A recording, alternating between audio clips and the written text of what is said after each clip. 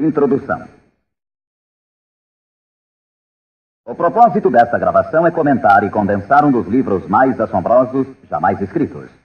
Pense e Fique Rico, de autoria de Napoleon Hill, que tem exercido influência na vida, realizações e fortunas de mais pessoas do que qualquer outro livro jamais publicado. Em todo o mundo livre existem atualmente milhares de pessoas que têm triunfado em todas as linhas de trabalho e que hoje ocupam suas boas posições porque um dia encontraram e compraram um exemplar de Pense e Fique Rico. Qualquer uma delas estará disposta a confirmar isso, e com toda satisfação. Uma descoberta valiosa. Descobri pela primeira vez esse notável livro no outono de 1949. Ajudou-me a decidir de uma vez por todas como alcançaria a meta a que me tinha proposto. Unificou meu pensamento e abriu-me um caminho reto e claro até o ponto a que eu havia decidido chegar. Um de meus melhores amigos, que encontrou o livro há anos, ficou tão fascinado pelo seu conteúdo que permaneceu em casa durante 3 dias, lendo e meditando acerca das ideias ali expostas. Depois, aplicou seus princípios e agora ocupa a posição mais alta dentro da indústria em que trabalha. Por outro lado, tenho estado nos escritórios de altos executivos e tenho escutado dirigentes de empresas famosos mundialmente, alguns com idade suficiente para serem meus pais. Todos eram unânimes em afirmar que, após terem lido Pense e Fique Rico, seus negócios passaram a caminhar muito melhor. Qual é o segredo desse livro tão assombroso? Por que, entre milhares de livros sobre autoajuda, ele tem se mantido como a obra-prima mais destacada?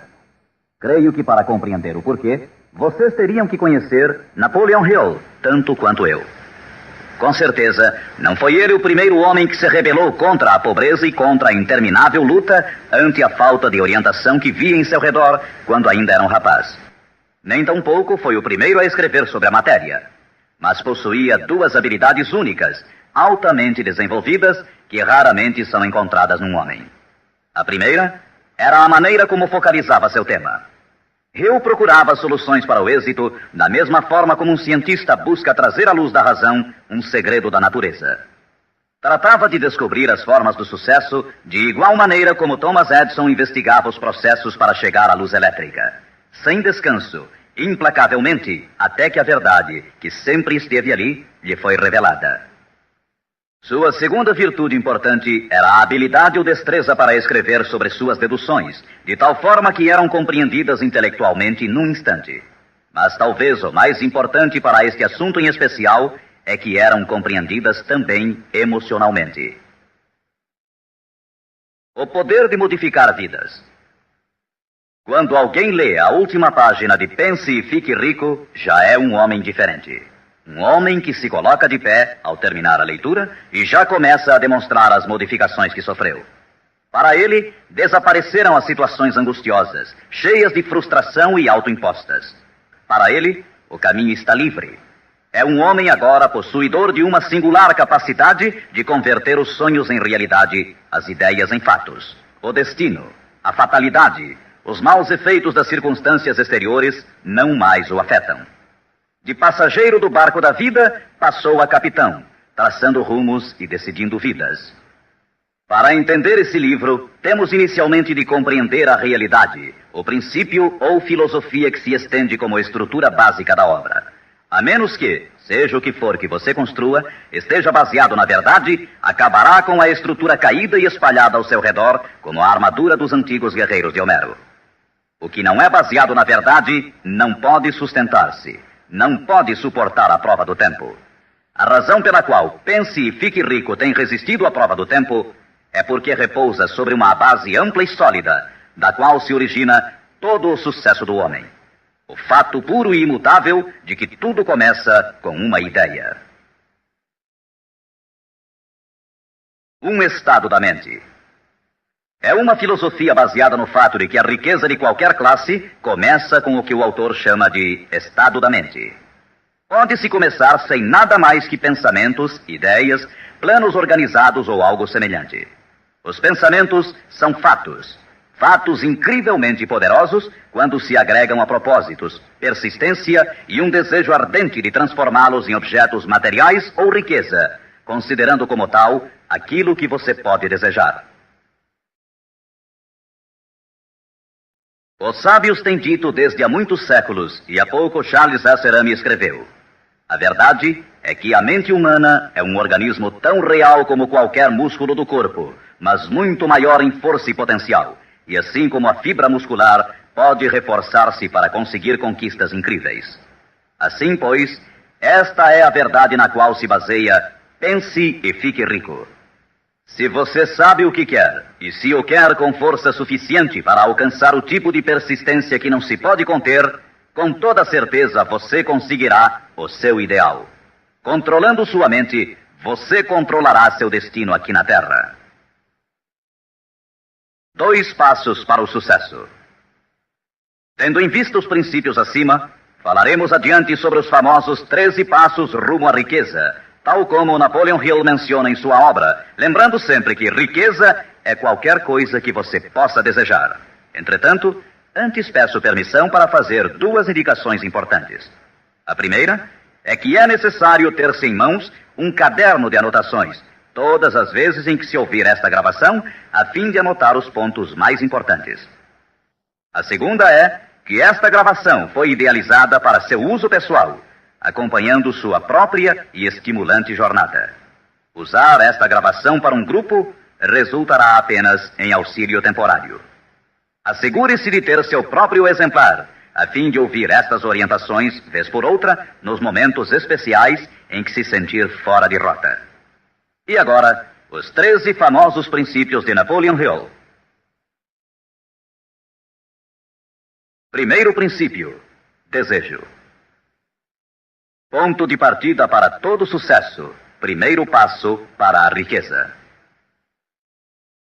É aqui, precisamente aqui, que frequentemente tropeçamos num obstáculo. Algumas pessoas dirão: sei o que quero, mas como consegui-lo?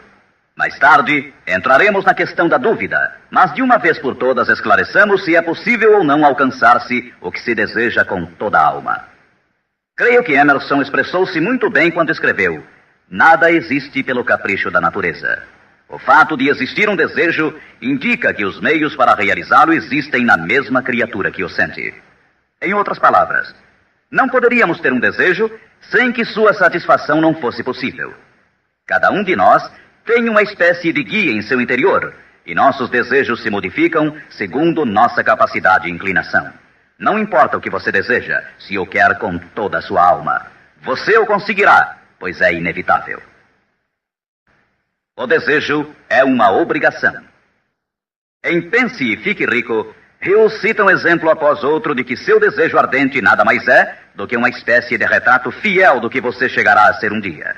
Portanto, determine agora mesmo e com firmeza o que você mais deseja, porque senão, como disse Helvécio, destruindo o desejo, destrói-se a mente. Todo homem sem paixões não tem em seu interior nem princípio de ação, nem motivo para agir. Uma boa forma de saber se em realidade você tem ou não um desejo ardente é examinar a maneira como procura alcançá-lo.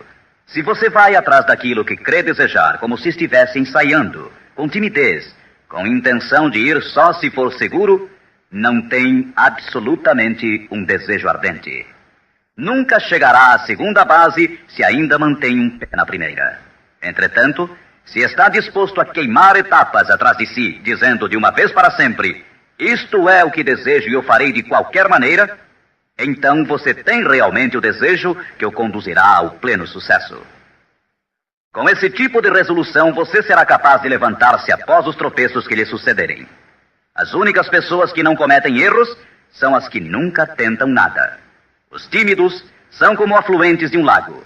Nunca se aventuram ao mar amplo e profundo. Esses mesmos princípios atuarão sobre qualquer coisa que você deseje. Um lar harmonioso, uma carreira com mais êxito ou mesmo mais dinheiro para cuidar melhor de sua família e prevenir-se para os anos futuros. Para obter sua parte na prosperidade que o espera mais adiante, Napoleon Hill oferece a você a seguir 6 passos práticos e precisos. 6 passos vitais. Primeiro, fixe em sua mente a quantidade exata de dinheiro que deseja.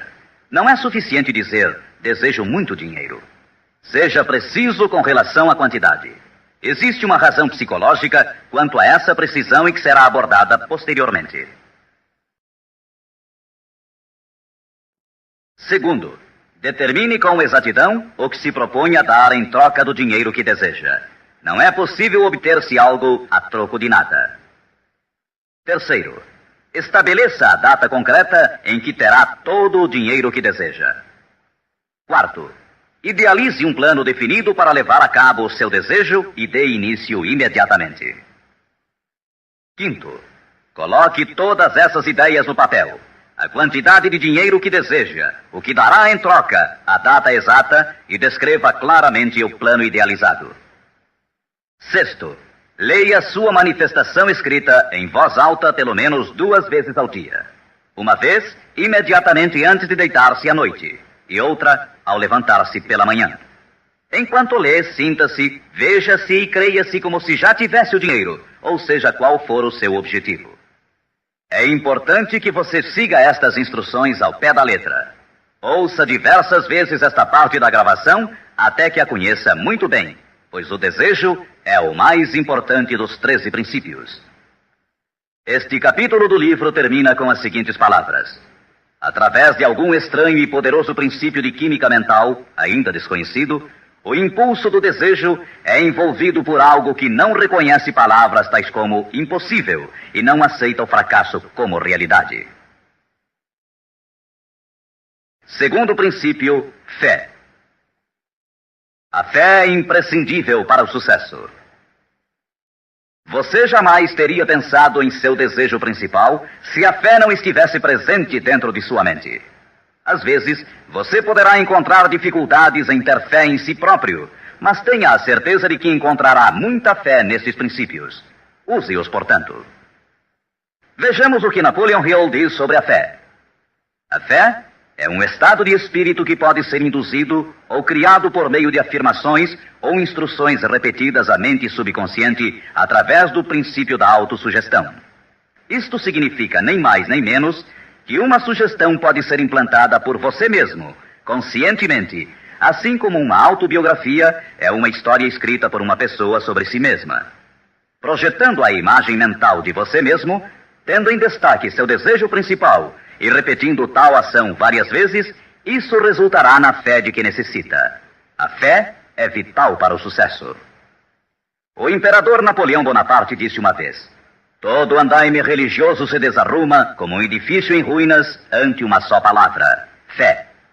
Por sua vez, Goethe afirmava: as épocas de fé são épocas frutíferas. As épocas de incredulidade, ainda que esplendorosas, são estéreis de todo o bem permanente. E como disse Schlegel, na vida real, toda grande empresa começa e dá seu primeiro passo com a fé. Portanto, tenha fé de que pode alcançar aquilo que busca, porque jamais você poderia ter se decidido se não pudesse alcançá-lo. Autoconfiança. Em seu capítulo sobre a fé, Hill oferece uma fórmula para a autoconfiança: repetir-se a si mesmo constantemente. Primeiro, sei que tenho a capacidade de alcançar o objetivo de meu propósito definido na vida. Portanto, exijo persistência de mim mesmo, ação contínua para a execução. E aqui agora prometo executar esta ação. Segundo, percebo que os pensamentos dominantes em minha mente reproduzir-se-ão com o tempo em ação externa, física, e que de maneira gradual transformar-se-ão em realidade física. Portanto, concentrarei meus pensamentos durante 30 minutos diários na tarefa de criar a imagem do que pretendo ser, criando assim em minha mente um retrato mental claro de minha pessoa e em decorrência de meu objetivo. Terceiro, sei que através do princípio da autossugestão, qualquer desejo que alimente com persistência em minha mente buscará com o tempo a maneira, através de meios práticos, para alcançar o objetivo que há por detrás dele. Portanto, dedicarei 10 minutos de cada dia para exigir de mim mesmo o desenvolvimento da autoconfiança. Quarto, detalharei por escrito os objetivos principais e concretos de minha vida, e nunca deixarei de tentar alcançá-los até que tenha desenvolvido a autoconfiança suficiente para isso. Quinto, sei que nenhuma riqueza ou posição pode durar muito, a menos que seja erguida sobre a verdade e a justiça. Por conseguinte, não participarei de qualquer atividade que não beneficie a todos os que dela participem. Terei sucesso em conseguir a cooperação de outras pessoas, bem como em atrair o pessoal desejado. Induzirei outros a servir-me através da minha boa disposição em servir aos demais. Eliminarei o ódio, a inveja, os ciúmes e o egoísmo, oferecendo amor a toda a humanidade, pois sei que uma atitude negativa nunca me trará o sucesso. Farei com que os demais creiam em mim, pois creio neles e em mim mesmo. Terceiro princípio: autossugestão. Mediante a sugestão repetida, a mente subconsciente pode trabalhar para nós. Já fizemos referências a isso. A autossugestão é a faculdade de ser capaz de concentrar na mente o nosso ardente desejo, até que o nosso subconsciente o aceite como uma realidade e comece a imaginar os meios para realizá-lo. É daqui que provém os impulsos, as súbitas centelhas de inspiração e orientação. Agora resumiremos as instruções dadas no segundo princípio, fé, em relação aos 6 passos, autoconfiança, e as combinaremos com os princípios sobre a autossugestão, constantes no livro Pense e Fique Rico. Primeiro, vá a um lugar tranquilo, talvez na cama à noite, feche os olhos e repita em voz alta, para que possa escutar suas próprias palavras, a manifestação escrita da quantidade de dinheiro que se propõe a acumular, ou uma reafirmação cuidadosa do que possa ser sua meta, bem como o tempo limite para alcançá-la, além da descrição do serviço ou mercadoria que se dispõe a dar em troca do que vai receber. À medida que põe em prática estas instruções, imagine-se já possuidor de sua meta. Suponhamos, por exemplo, que você se propõe a economizar em cruzeiros o equivalente a $50 mil até o dia 1º de janeiro, daqui a 5 anos, que se determina a prestar serviços pessoais em troca de dinheiro como vendedor. A manifestação escrita de seus propósitos deve ser a seguinte. Escreva: para o dia 1º de janeiro de 1900 e aconteça o que acontecer, terei em meu poder a quantia de cruzeiros que economizarei em quantidades diversas durante aquele período. Em troca desse dinheiro, prestarei o melhor serviço possível, rendendo o máximo como vendedor de... Escreva aqui o produto que se propõe a vender ou qualquer coisa que você faça para ganhar a vida. Tenho certeza de que, à época aprazada, terei esse dinheiro em meu poder. Minha fé é tão grande que já posso ver esse dinheiro diante de meus olhos. Posso tocá-lo com minhas mãos, pois está à espera de passar para meu poder, tão logo eu preste o serviço que proponho a desempenhar em troca dele. Estou preparando um plano para acumular esse dinheiro e eu seguirei à medida que o receba. Segundo, repita isto pela manhã e à noite, até que possa ver claramente em sua imaginação o dinheiro que se dispôs a acumular.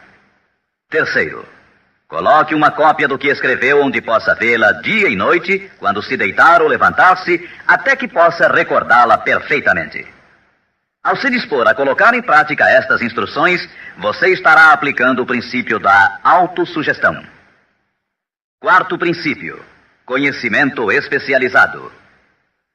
O integral conhecimento dos detalhes de seu trabalho ou produto é indispensável para alcançar o sucesso.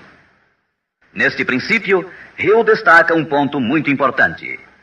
O conhecimento constitui uma força somente quando está organizado num plano concreto de ação e dirigido a um fim definido. Ele nos diz: antes que você possa estar seguro de sua capacidade de transformar o desejo em seu equivalente monetário, necessitará de conhecimento especializado do serviço, mercadoria ou profissão que se dispõe a oferecer em troca. Talvez você precise de muito mais conhecimento especializado do que tem, ou do que pode adquirir normalmente. Se for essa a situação, poderá resolver o problema mediante a utilização de um sistema que chamaremos de grupo mental.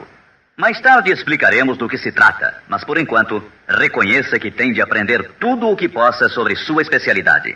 Assim, dedique parte do tempo a cada dia para assimilar mais e mais sobre o que você faz para seu sustento. Frequente cursos que existam sobre a matéria, bem como associe-se a homens que conheçam bem sua profissão. Quinto princípio: imaginação. A imaginação é literalmente a oficina onde se formam os planos criados pelo homem. O impulso e o desejo recebem forma e ação mediante a ajuda da faculdade imaginativa da mente. Foi dito que o homem pode criar tudo o que possa imaginar. Como disse e ensina Napoleon Hill, toda mente humana pode alcançar o que pode conceber e crer.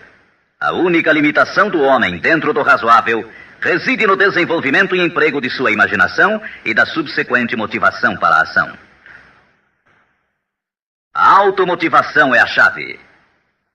Os maiores dirigentes de negócios, indústrias e finanças, os grandes artistas, músicos, poetas e escritores chegaram a ser os melhores porque desenvolveram a força da automotivação. Enquanto você desempenha seu trabalho diário, pense constantemente nos meios pelos quais poderia realizá-lo melhor, com maior eficácia. Pense nas modificações inevitáveis. Podem ser feitas agora? Se você sente limitações, lembre-se das palavras do famoso arquiteto Frank Lloyd Wright. A raça humana construiu com mais grandeza quando maiores eram as limitações e, portanto, quando mais era necessária a imaginação para construir. As limitações parecem ter sido sempre as melhores amigas da arquitetura. Quando você construir seu futuro partindo desse ponto de vista, não se preocupe com as limitações.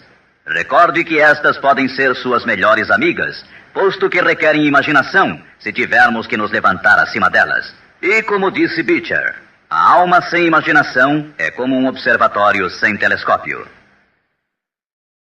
Sexto princípio: planejamento organizado. Para obtermos sucesso em um empreendimento que decida nossa vida, devemos ter planos perfeitos. Se você já decidiu qual é o seu desejo, qual é a sua meta, organizemos agora um plano para sua realização, de acordo com um programa. Citarei novamente: pense e fique rico. Você já sabe que tudo o que o homem cria ou adquire começa sob a forma de desejo. Transforma-se depois, do abstrato ao concreto, na oficina da imaginação, onde se criam e se organizam planos para sua transição. Você tem que ter um plano. Anteriormente, foram-lhe dadas instruções para adotar 6 passos práticos e definidos como seu primeiro movimento para traduzir o desejo que você possa ter em seu equivalente físico. Um daqueles passos era a formulação de um plano prático, concreto, através do qual aquela transformação pudesse ser efetuada. Primeiro, alie-se com uma ou mais pessoas, tantas quantas necessitar, para criar e pôr em prática seu plano ou planos para o acúmulo de dinheiro que marcou como sua meta, fazendo uso do princípio da reunião de inteligências. É o grupo mental, e isso é muito importante. Segundo, antes de formar seu grupo mental, decida quais as vantagens e benefícios que pode oferecer individualmente aos membros do grupo que a formam em troca de sua cooperação. Ninguém trabalhará de forma indefinida, sem alguma forma de compensação, ainda que esta não seja em dinheiro. Terceiro, reúna-se com os membros de seu grupo 2 vezes por semana, pelo menos, e com maior frequência, se possível, até que tenham aperfeiçoado o plano ou planos para a consecução de sua meta. Quarto, mantenha uma harmonia perfeita entre você e cada membro de seu grupo mental. Tenha em vista 2 fatos. Primeiro, você está comprometido em um empreendimento de importância básica. Para obter sucesso, tem que ter planos perfeitos. Segundo, deve ter a vantagem da experiência, instrução, capacidade e imaginação naturais de outras mentes. Este é o método seguido por todas as pessoas que têm se sobressaído da média. Dedique-se a isto até que tenha um plano formal bem organizado para alcançar seu objetivo. Desta forma, você nunca estará confuso ou pensando no que deve fazer em seguida. Cada manhã saberá com exatidão o que vai fazer e por que o fará. Adquira estas qualidades de dirigente. É neste capítulo de Pense e Fique Rico que Hill nos fala das características que deve ter o homem que dirige. Primeiro, determinação. Segundo, autocontrole. Terceiro, acurado senso de justiça. Quarto, exatidão nas decisões. Quinto, precisão nos planos. Sexto, hábito de fazer mais do que recebe como pagamento. Sétimo, personalidade agradável. Oitavo, simpatia e compreensão. Nono, domínio do detalhe. Décimo, boa disposição para assumir toda a responsabilidade. 11º, sentido de cooperação. O capítulo sobre planejamento organizado é um dos mais importantes do livro. Basta dizer que um homem sem plano é como um barco sem rumo. Não tem para onde ir e sofrerá um desastre quase inevitavelmente. 7º princípio, decisão. A demora, o oposto da decisão, é um inimigo que todo homem tem que vencer. A análise minuciosa de mais de 25 mil homens e mulheres que experimentaram fracassos revelou que a falta de decisão estava na cabeça da lista das 30 causas principais do fracasso. A análise de várias centenas de pessoas que haviam acumulado fortunas superiores a $1 milhão demonstrou o fato de que cada um deles tinha o hábito de tomar decisões com rapidez e lentamente modificá-las à medida que houvesse necessidade de uma alteração. As pessoas que fracassaram em acumular dinheiro, sem exceção, quase sempre tinham o hábito de tomar decisões com lentidão e depois modificavam-nas com rapidez e frequência. Ter um objetivo concreto torna mais fácil a tarefa de tomar decisões rápidas. Entre os inúmeros exemplos citados por Hill, um dos mais conhecidos é o caso de Henry Ford. Uma das qualidades mais destacadas daquele industrial era seu hábito de tomar decisões concretas com rapidez e depois modificá-las com calma. Esse modo de ser era tão pronunciado em Ford que lhe deu reputação de obstinado. Foi essa aptidão que o impulsionou a continuar fabricando seu famoso modelo T, o automóvel mais feio do mundo, mas naquele tempo o mais prático, apesar de todos os seus assessores e alguns dos compradores insistirem para que ele o modificasse. Talvez Ford tenha demorado muito em fazer as alterações, mas o resto da história é que sua firmeza de decisão produziu-lhe uma enorme fortuna, sem que fosse necessário modificar o modelo, e seguramente a companhia hoje não está pior por isso. Quando você tiver uma ideia, apegue-se a ela. As pessoas que fracassam, em sua maioria, geralmente se influenciam com facilidade pela opinião dos demais, deixando-se inclinar sem dificuldades. Permitem que os jornais e falatórios dos vizinhos pensem por elas, mesmo sabendo que as opiniões são as mercadorias mais baratas da terra. Siga seu próprio conselho ao colocar em prática os princípios aqui descritos, tomando suas próprias decisões e seguindo-as. Não faça confidências a ninguém, exceto aos membros do seu grupo mental, e tenha muito cuidado na seleção desse grupo, escolhendo somente aqueles que simpatizem e harmonizem totalmente com seus propósitos. Os amigos íntimos e familiares, ainda que isto não signifique que o façam constantemente, atrapalham com suas opiniões e, às vezes, por causa do ridículo. Milhares de homens e mulheres arrastam consigo complexos de inferioridade durante toda a vida, porque alguma pessoa bem intencionada, mas ignorante, destruiu toda a sua confiança através de opiniões ou expondo-as ao ridículo. Se uma decisão merece algo, você deve agarrar-se a ela até que a tenha desenvolvido completamente. 8º princípio, persistência. A força de vontade e o desejo, adequadamente combinados, constituem uma dupla irresistível. Segundo Hill, persistência é como a força de vontade e combina-se com o homem como o carvão ao aço. Em inumeráveis casos, a persistência tem sido a única diferença entre o sucesso e o fracasso. É a falta dessa qualidade, mais do que qualquer outra, que impede a grande maioria de triunfar. Tentam algo, mas tão logo o caminho se torna áspero, desistem. A experiência com milhares de pessoas tem demonstrado que a falta de persistência é uma fraqueza comum à maioria das pessoas. É um defeito que pode ser vencido pelo esforço. Se você quer realizar um determinado desejo, tem que formar o hábito da persistência. As coisas parecerão difíceis. Será como se já não houvesse razão para continuar. Tudo em você dirá que deve renunciar, que deixe de tentar. É precisamente então quando os homens se distinguem dos meninos. É aqui, exatamente quando se percorre essa distância extra e se continua adiante, que os horizontes se aclaram e os primeiros sinais da abundância que há de ser sua pela persistência começam a ser vistos. Com a persistência virá o sucesso. A persistência pode ser cultivada. A persistência é um estado mental, portanto, pode ser cultivada. Como todos os estados da mente, a persistência se baseia em causas definidas, e entre elas encontramos as seguintes. Primeira, unidade de propósito, saber o que se quer. Segunda, desejo. Terceira, confiança em si mesmo. Quarta, unidade de planos. Quinta, conhecimento preciso, saber que seu plano é firme. Sexta, cooperação. A simpatia, a compreensão e a cooperação harmoniosa dos demais tende a desenvolver a persistência. Sétima, força de vontade. Oitava, hábito. A persistência é resultado direto do hábito. Nono princípio, usar a força de seu grupo mental. Duas mentes que se unem nunca deixam de criar uma terceira força, invisível, intangível, que pode ser comparada a uma terceira mente.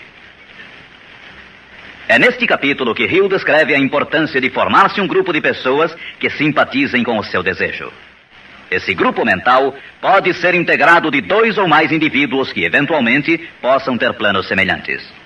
Com a decorrência das reuniões, você perceberá muitas vezes, ao estar discutindo algo com outra pessoa, que de repente surgem-lhe boas ideias, que são resultado dessa associação. Ideias que nunca apareceriam sem ela.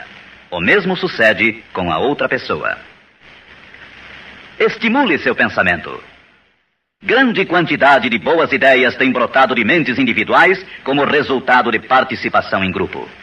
Associar-se a pessoas para formar o grupo mental não deve ser confundido com o fato de deixar que outros pensem por você, mas é estimular seu próprio pensamento através da associação com outras mentes. Ninguém sabe tudo. Quanto mais afins sejam as mentes reunidas, mais informações interrelacionadas estarão disponíveis. As grandes ideias são uma combinação de informações análogas. Assim, você deve escolher os membros de seu grupo com cuidado. Assegure-se que sejam pessoas que você respeita e que trabalhem conscientemente. Todos se divertirão muito e alcançarão suas metas muito antes. 10º princípio, entusiasmo. O entusiasmo provém da canalização de todas as energias corporais em termos positivos e louváveis. É neste capítulo que Napoleon Hill descreve a importância da mulher. A mulher que quase sempre auxilia o homem que luta pela consecução de metas meritórias. A opinião de Hill é de que praticamente todo dirigente é homem cujos êxitos foram inspirados em grande parte por uma mulher. Quando as coisas andarem mal, e pode estar seguro que isso ocorrerá em algumas ocasiões, você ver-se-á abandonado até pelos que você pensava que eram seus amigos. Mas, se você conseguiu uma boa mulher, nunca estará só. Ela sempre o impulsionará a recomeçar uma e outra vez, se necessário, e lhe dará um novo entusiasmo que nasce de sua fé em você. Ter alguém a quem amar é ter alguém com quem compartilhar seu êxito e realizações, que lhe felicite com o elogio que todos necessitamos de vez em quando. Um homem pode chegar a triunfar sem sua esposa e sem filhos, mas a plenitude da alegria se obtém através deles. Cuide de sua esposa e filhos como de seu maior tesouro. 11º princípio, a mente subconsciente. A mente subconsciente consiste em um campo de consciência no qual são classificados e registrados todos os impulsos do pensamento que chegam à mente objetiva através de qualquer dos 5 sentidos. Da mente subconsciente, você pode aproveitar ou tirar os pensamentos como quem tira cartas de um arquivo. Ela recebe e arquiva impressões sensoriais ou pensamentos independentemente de sua natureza. Você pode semear à vontade em sua mente subconsciente qualquer plano, ideia ou propósito que deseje traduzir em seu equivalente físico ou monetário. O subconsciente atua primeiro sobre os desejos dominantes que se mesclaram, como as emoções, como a fé. Sua mente subconsciente trabalha dia e noite. Mediante um procedimento ainda desconhecido para o homem, a mente subconsciente toma da inteligência infinita poder para transformar de maneira espontânea o desejo próprio no seu equivalente físico, usando sempre os meios mais práticos mediante os quais pode alcançar seu fim. Não é possível controlar completamente a mente subconsciente, mas pode-se entregar a ela qualquer plano, desejo ou propósito para que seja transformado em algo concreto. Ninguém sabe muito sobre o que chamamos a mente subconsciente ou mesmo de subconsciente. Sabemos que é incalculavelmente poderosa e que pode solucionar nossos problemas se corretamente empregada. A melhor forma é manter na mente consciente, tão frequentemente quanto possível, uma imagem clara de si mesmo, como se já tivesse alcançado a meta desejada. Defina-a com clareza e projete-a na tela de sua mente. Retenha. Veja-se fazendo e tendo as coisas que obterá depois de alcançado seu objetivo. Imagine isso tão a miúde quanto possível enquanto prossegue com seu trabalho diário, especialmente no momento de dormir e no instante de acordar. Assim, seu subconsciente começará a conduzi-lo pelos caminhos mais lógicos para o objetivo que imaginou. Não lute contra ele. Siga seus lampejos repentinos, as ideias que venham à sua mente. Esteja seguro que é seu subconsciente tentando chegar à sua mente consciente. Se você prosseguir assim, ficará surpreso e encantado com as ideias maravilhosas que parecerão brotar do nada. As vidas dos grandes homens e mulheres que parecem milagrosas para as pessoas normais não são mais do que a expressa satisfação de seus ardentes desejos através de sua mente subconsciente. No princípio seguinte, falaremos mais sobre o sexto sentido, que parece controlar a vida dessas pessoas, mas somente dos que souberam condicionar sua mente subconsciente. O tempo não significa nada para o subconsciente. Um homem poderia trabalhar com firmeza em seu labor durante 40 anos e não conseguir alcançar o que é possível em 3 ou 4 anos, mediante a aplicação adequada desses princípios. Sua mente subconsciente não pode permanecer ociosa. Se você não implantar desejos dentro dela, quaisquer ideias que surgirem como resultado de seu descuido servirão de alimento para ela. Lembre-se que você vive no meio de todo o gênero de impulsos e pensamentos que chegam a seu subconsciente sem seu conhecimento. Alguns desses impulsos são negativos e outros positivos. Você deve evitar os impulsos negativos e ajudar a influenciar de maneira espontânea sua mente subconsciente mediante impulsos positivos de desejo.